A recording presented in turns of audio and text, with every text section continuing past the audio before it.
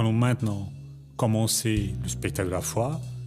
Je suis David Soares et dans l'émission d'aujourd'hui, nous aurons une parole qui en vérité est la continuation d'une série de R.S. Soares. Pour ceux qui ne le savent pas, c'est le présentateur de ce programme.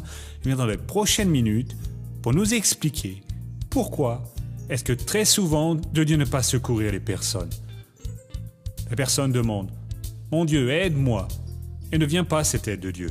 « Mon Dieu, secours-moi » et Dieu ne secourt pas. Est-ce que Dieu est mauvais? Est-ce que Dieu aime voir les personnes souffrir? Ou Dieu est sourd? Ou bien il est endormi? Non. Ce qui se produit, c'est qu'il existe des personnes qui accomplissent les ordonnances de Dieu, le moyen par lequel Dieu opère. Et d'autres, toutefois, veulent agir sur leur propre volonté, et c'est pour ça qu'elles n'obtiennent pas beaucoup de succès dans la vie. Même pour des personnes qui, financièrement parlant, ont bien réussi. Mais il manque toujours quelque chose dans leur vie. Il manque une réalisation. Il manque de l'allégresse.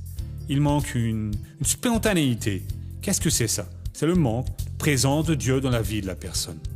La bonne nouveauté, c'est qu'il est possible de changer cela et c'est possible que n'importe quelle personne soit heureuse quand elle croit en Dieu.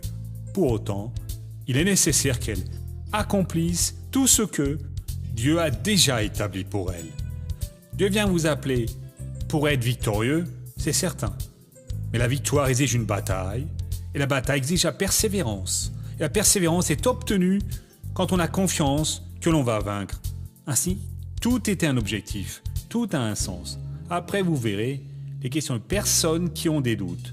Et ensuite, nous aurons une prière de la foi toute spéciale.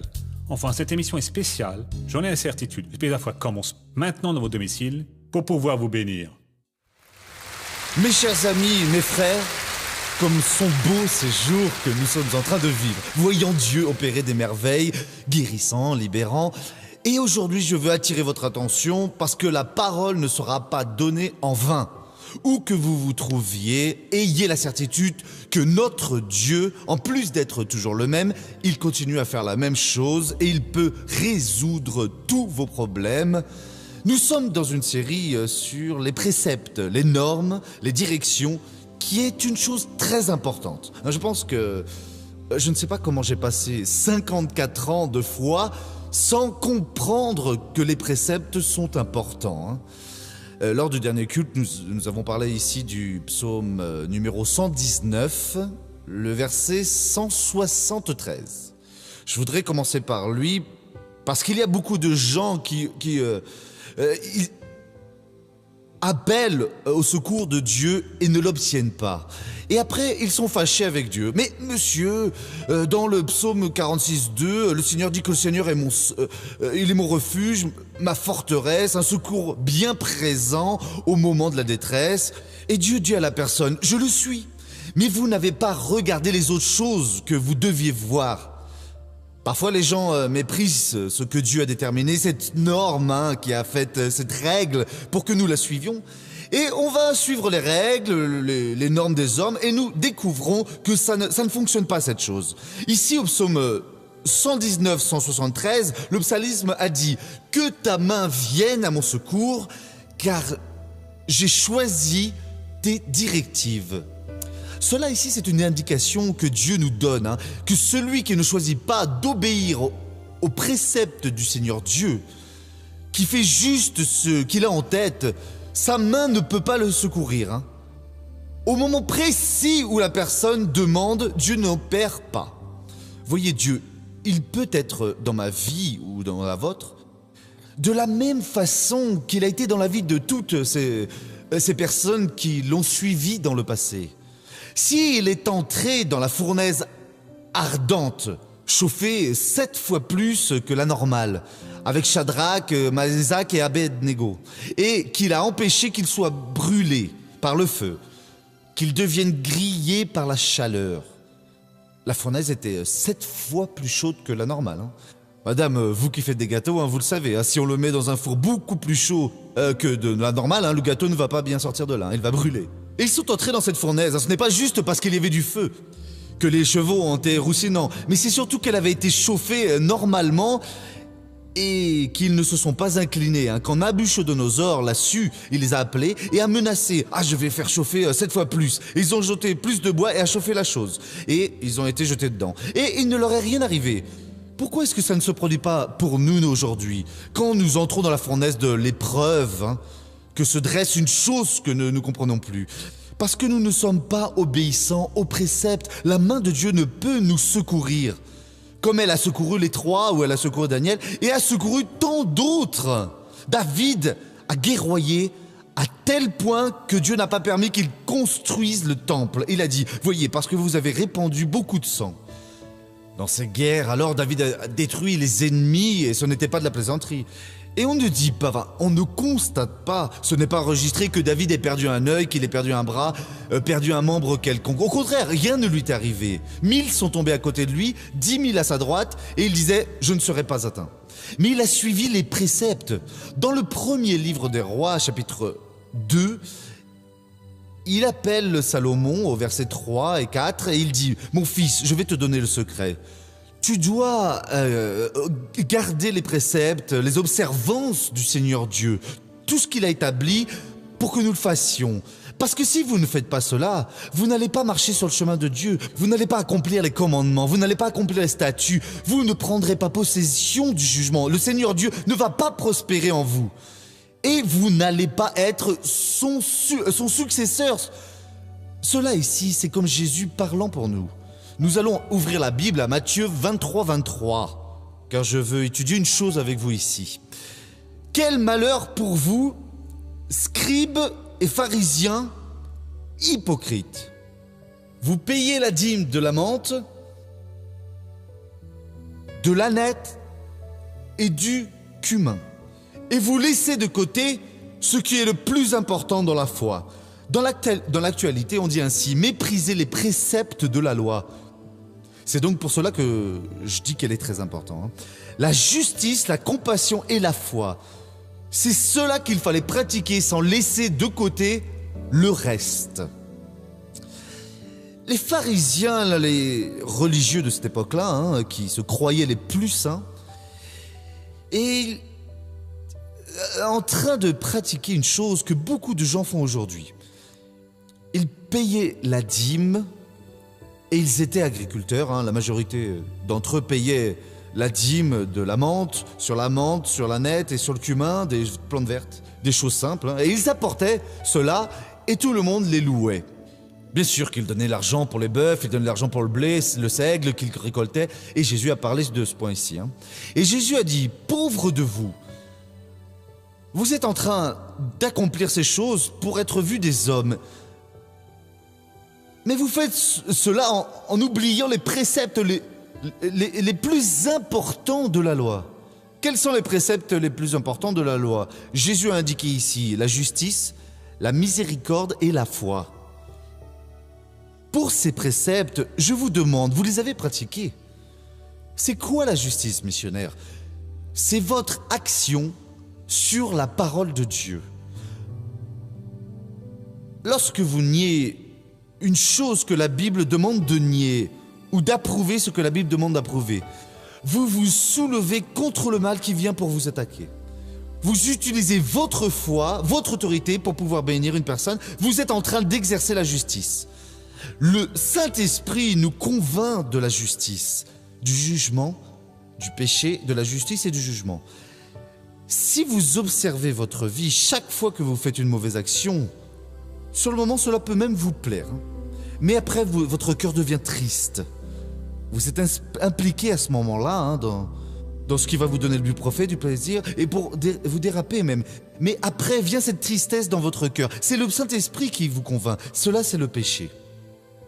Une personne a besoin de votre aide, de votre foi, de votre prière. Mais vous êtes si occupé, vous êtes en vacances, vous gagnez tellement d'argent, vous êtes avec votre famille, vous niez. Après, vous vous sentez mal. J'aurais quand même pu aider cette personne, ça ne coûtait rien, même en prétextant votre famille dans cette histoire-là. Et vous négligez de réprimander le mal, et vous restez à moitié diminué, je ne sais pas trop, et il vous a convaincu. Ici, le Seigneur vient nous dire que la justice est un précepte des plus importants qu'on doit pratiquer. Nous devons regarder une personne et ne pas propager sa faute, mais discuter avec elle et prier et nous proposer. Vous voulez me corriger? J'ai toute l'autorité sur ce mal et je vais vous aider. Le mal est en train de venir sur vous, il ne faut pas vous désespérer. Père, je vais pratiquer mon autorité. Je vais exercer ma justice. Je vais faire que ce mal se défasse. Ça, c'est le précepte. Nous devons faire cela. La miséricorde. Nous aimons Dieu car il était miséricordieux avec nous, car il est miséricordieux avec nous. Nous devons aussi être miséricordieux avec quelques personnes. Il y a pour qui que non, il semble que, comme il a été piétiné, quand il peut, il écrase son chemin. Non, mon frère, vous savez que vous avez tort. Je vais oublier ça. Nous allons faire comme si ce n'était pas arrivé. Vous êtes pardonné, donc mince, vous pourriez oublier ça. Venez et donnez-moi une accolade ici. Vivez votre vie. Dieu veut ça, c'est le précepte, mais il y en a qui ne pardonnent pas. Hein. Je veux dire, c'est comme cet individu qui devait de l'argent à son seigneur et il allait être vendu. Il pleurait, il l'a pardonné. Mais lorsqu'il rencontre son serviteur, Jésus a raconté cette parabole. Il était en train d'exiger, il a quasi tué cet individu. Il ne s'est pas bien comporté avec Jésus. Et aussi la foi. Nous ne pouvons pas être religieux, faire la chose parce que cela satisfait Dieu. C'est par la foi, mon frère. Il faut demander à Dieu chaque jour en se levant, Dieu, fais-moi marcher selon la foi aujourd'hui. Fais-moi réaliser quelque chose par toi, pour toi. En aidant une personne qui est dans le péché, donnant le témoignage, demandant la sagesse. Ces 3 choses doivent être faites. Ce sont les préceptes les plus importants de la loi. Et moi, très peu de chrétiens, personne n'a jamais parlé avec moi. Hein. Aussi, je ne connais pas vraiment bien les autres. Hein, mais je dis, missionnaire, ce que Jésus a dit, je suis en train de lutter pour la pratiquer. La justice, la miséricorde et la foi. Si nous ne faisons pas ça, nous perdons la bataille. Là, Jésus a dit la chose suivante pour les pharisiens. Ils se faisaient entre guillemets, hein, oui. Voyez ce que Jésus lui déclare à la fin. Vous devez cependant faire ces choses. Quoi donc? Les préceptes, la justice, la miséricorde et la foi, sans laisser de côté le reste. Ils donnaient la dîme, juste la part de la dîme. Hein. Ils apportaient, ils trompaient, nous allons donner cela. C'est plus ou moins comme ces personnes qui ne paient pas les impôts pour le gouvernement, jusqu'à ce que le fisc s'en mêle et donne une terrible amende, et alors ils sont désespérés. Les pharisiens, eux aussi, faisaient cela. Hein. Ils apportaient une partie des dîmes et les déposaient là, et Jésus a dit, vous ne devrez pas le faire. Comment est-ce que Jésus le savait? Parce que Jésus sait tout, mon frère. Tout est nu et pâte aux yeux de Dieu. Il n'y a pas un endroit au monde où vous puissiez aller sans que les yeux de Dieu ne vous observent. Il n'y a pas de bureau le plus fermé, la chambre la plus secrète qui soit, où Dieu ne soit pas là, en pleine lumière, regardant tout. Alors ne faites rien qui soit mauvais. Prenez les préceptes de Dieu et accomplissez-les. Nous allons donc reprendre parce que David a dit à Salomon, parce que ceci c'est Jésus parlant pour nous. David était le père de Salomon, il était très vieux, hein, très âgé. Et il appelle Salomon au chapitre 2 et commence au premier verset en disant « Comme le moment de sa mort approchait, David donna ses ordres à Salomon son fils et lui dit « Moi je m'en vais selon le sort commun à tous, sois fort et sois un homme. » Ça veut dire « Soyez courageux. Nous tous avons 2 choses à faire. Nous efforcer en toute situation, dans tous les cas, nous devons être courageux. » Verset 3. Garde les observances du Seigneur. Cette parole traduite par l'observance, c'est la même que précepte. Garde les préceptes du Seigneur, ton Dieu. Pourquoi, Père, mon cher fils? En suivant ses voies et en observant ses prescriptions, ses commandements, ses règles et ses préceptes selon ce qui est écrit dans la loi de Moïse. Mais pourquoi, Père? Afin de réussir dans tout ce que tu feras et partout où tu iras. Partout où tu iras.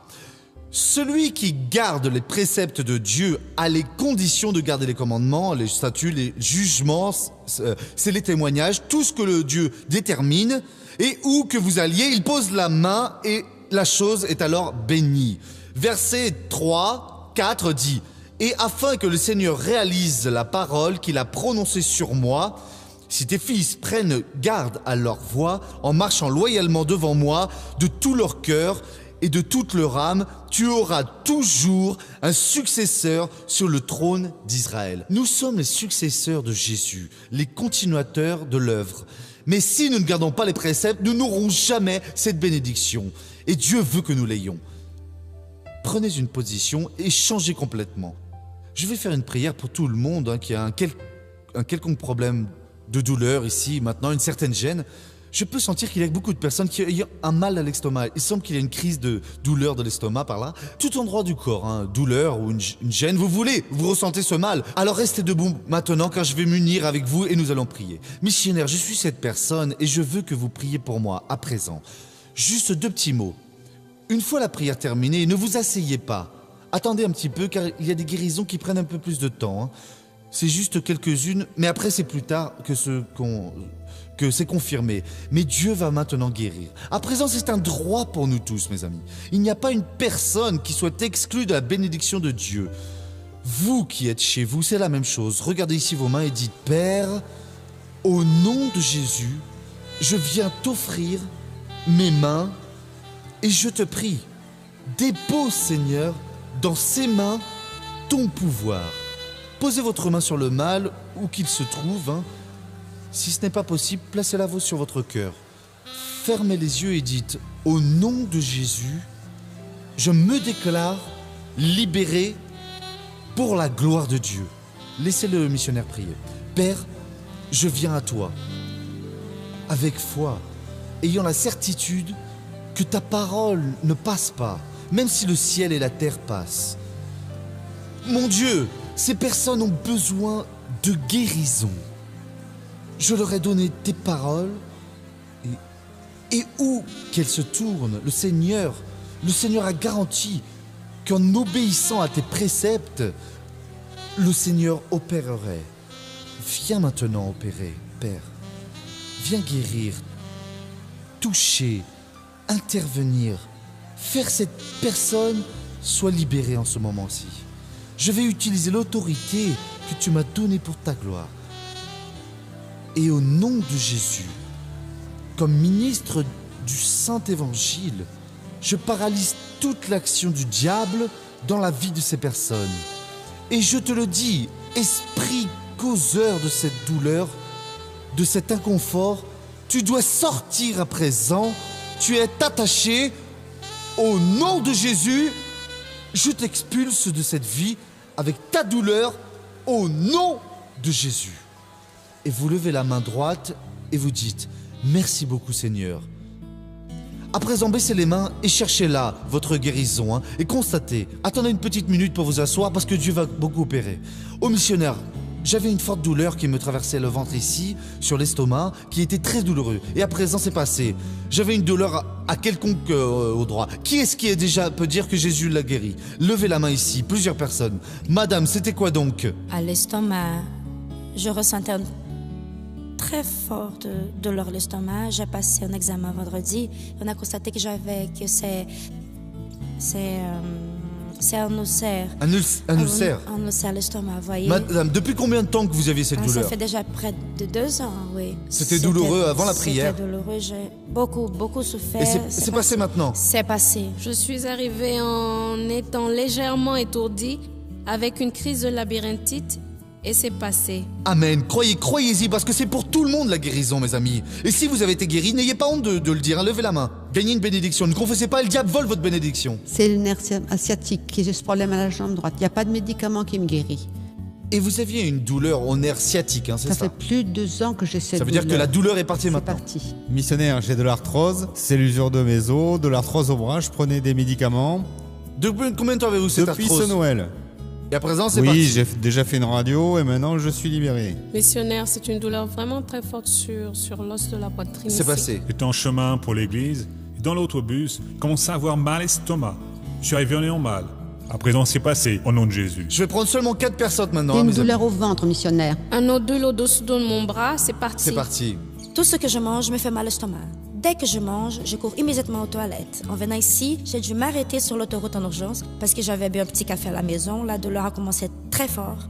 à l'estomac. J'ai dû chercher des toilettes en urgence parce que ça me brûle très fort. Et j'ai dit non, ça va pas recommencer. Cette douleur, cette colique intestinale, je suis certaine que le problème est vraiment l'estomac. Mais là, ça me brûlait très fort.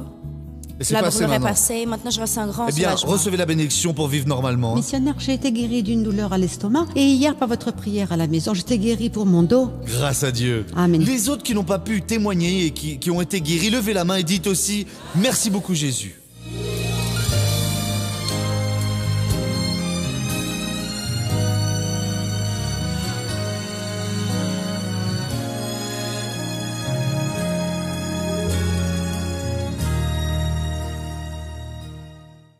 Madame Antonia était enceinte de 6 mois quand elle a découvert qu'elle avait une grave maladie incurable. Elle avait la maladie de Chagas. Alors commence la lutte contre la mort. Je pensais vraiment à mourir, hein, et c'est mes enfants qui étaient tout petits. Hein, et c'est la bien famille Beur, vu que les enfants n'avaient déjà plus de père. Leur père était mort, hein, vous savez. Et j'étais restée seule avec 6 enfants, hein, restée sans père, sans mère, c'est dur. Hein, pour les enfants qui sont élevés sans père, sans mère. Ma préoccupation était juste pour eux. Terrain ici, tout était à moi. Je l'ai mis en vente, je l'ai donné à mes enfants, enfin leur maison. Je vais leur donner tout de suite pour qu'ils puissent faire leur maison à eux, parce que quand je vais mourir, que chacun ait sa maison prête. Chaque fois que les médecins passaient voir ma soeur la plus âgée, c'est parce qu'elle n'allait vraiment pas bien. Je m'évanouissais. Mon garçon me portait dans ses bras jusqu'à la voiture. Il sortait en me supportant.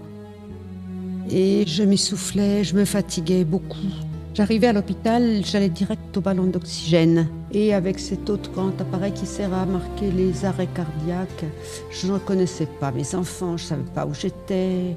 Là-bas, je passais des nuits internée. Elle ressentait un manque d'air, elle ne pouvait pas beaucoup marcher, non ni porter de poids. Et j'ai eu une crise tellement forte que j'ai pensé que je n'allais pas voir le jour se lever. Après la crise, les voisins qui sont membres de l'Église internationale de la grâce de Dieu ont été appelés pour aider Antonia. Nous avons fait la première partie qui est d'apporter la parole pour lui dire que le Christ, ce que le Jésus-Christ aimerait faire dans sa vie et ce qu'il allait faire, il allait accomplir les promesses qu'il y a dans la parole. Quand ils ont fait la prière, alors je ne sais pas si je me suis évanouie, je ne sais pas ce qui a bien pu m'arriver. Mais à partir de ce moment-là, quand je suis revenue à moi, je pouvais déjà me sentir une autre femme. À partir de là, elle s'est réellement mise à croire. Elle a cru que Jésus-Christ était capable de faire des miracles dans sa vie. Alors, quand j'ai commencé à aller à l'église de la grâce, j'ai commencé par faire toutes les campagnes. J'ai fait les campagnes, quand c'était la campagne de la flèche, c'est là que j'ai fait cette campagne avec tellement de foi, en disant j'ai la foi en Dieu que maintenant je vais être guérie dans cette campagne. Quand Antonia est retournée à l'hôpital pour réaliser des examens de routine, elle a eu une grande surprise. Le cardiologue a regardé et il m'a dit comme ça, moche, je peux pas y croire, non, mais cette femme a 2 cœurs ou quoi? Vous n'avez plus rien du tout, les résultats montrent que tout pour vous est normal. Et alors je suis sortie en pleurant et je remerciais et je glorifiais Dieu. Ma mère aujourd'hui, grâce à Dieu, c'est une personne qui, elle, prenait tout un tas de médicaments par jour. Vous voyez, c'était une souffrance pour tout le monde. Aujourd'hui, elle n'en prend plus. Aujourd'hui, je suis heureuse. Mais heureuse, vraiment heureuse. Aujourd'hui, je peux faire des choses à la maison que je faisais rien. Déplacer le sofa, déplacer les meubles dans la maison, je lave le frigo, je balaye, je lave tout. Je vais chez ma fille, elle a un grand salon, je l'aide. Je suis super bien, je vais jusque chez elle et quand je reviens de là, je porte tout un tas de choses lourdes. Si bien que le frère Fernando arrive et dit qu'il était là tout usé, il ne pouvait même pas porter rien. Et aujourd'hui, comme il revient avec des sacs pleins de choses, je vais au supermarché, je fais les courses, je porte le sac sur la tête, je porte 2 sacs dans chaque main et je suis heureuse, je suis guérie. Je suis guérie pour l'honneur et la gloire de mon Seigneur.